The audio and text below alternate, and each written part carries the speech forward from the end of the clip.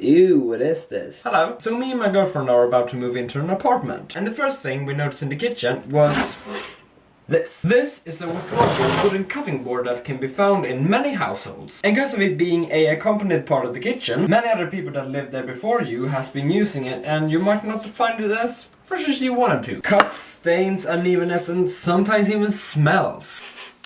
So I thought I'd share with you a really easy tip that I read a while back, because let's be honest, I couldn't have come up with this myself. On freshening up a wooden cutting board by sanding it. You are going to need 3 or 6 things. Sandpaper, 80, 120, 240 or 400 grit, depending on how good or bad the condition of the cutting board is. A sanding block, masking tape, a protective paraffin oil. You can get this at your local paint store, or as I did at IKEA. A little cheaper. No sponsor. It's not necessary to use this, but it helps protect and makes the cutting board last longer. A rag, and finally the wooden cutting board itself. Now I have 3, cause I kinda told my mom about this and she responded by throwing 2 of her own right at me. Before you get started, you need to do one thing. Check the back of the cutting board. If this side is nice and clean, you can just flip it over and use it until both sides are worn.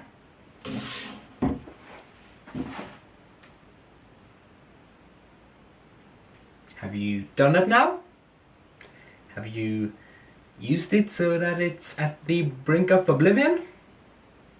Good! Let's continue. First thing you need to do is to look at the cutting boards and see how worn they are to determine which kind of grit of sandpaper you should start with. The deeper the cuts and stains are, the rougher the grit needs to be. This first one has not been used that much, but still has some cuts in it, so I'll start easy with 80 grit. This one is a little bit worse, so I definitely start 80 here. And the last one, which is me and my girlfriend, is very, very damaged, so definitely go 80 with this and go rough with it. Okay, so all needed a rougher sandpaper to start with, but the first ones won't need to be sanded with it as long as this one. Before you start, I recommend that you tape off this kinda handle thing at these specific wooden cutting boards, because it most often has a finish and you don't want to damage that. More than it already is, of course.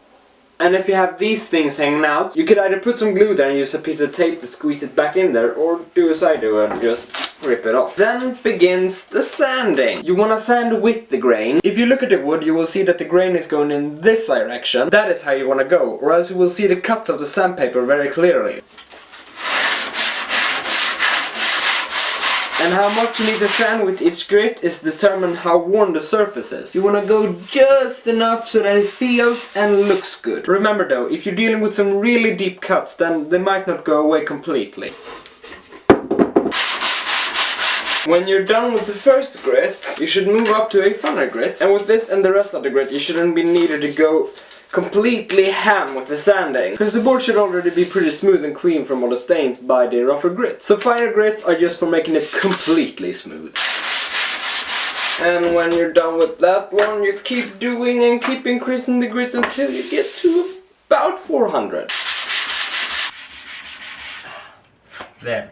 Now that everything is sanded to a 400 grit, I will take these inside and wash them off with some warm water.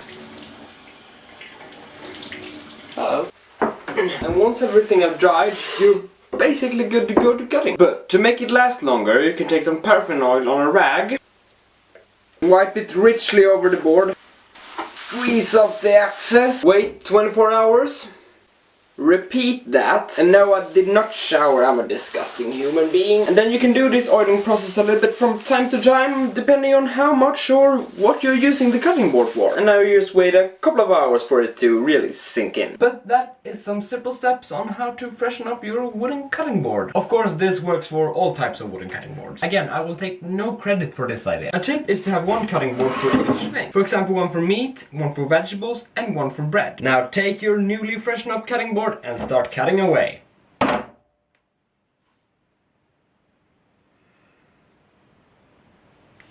Why am I so stupid? I'm Tommy Shiren, and thanks for watching.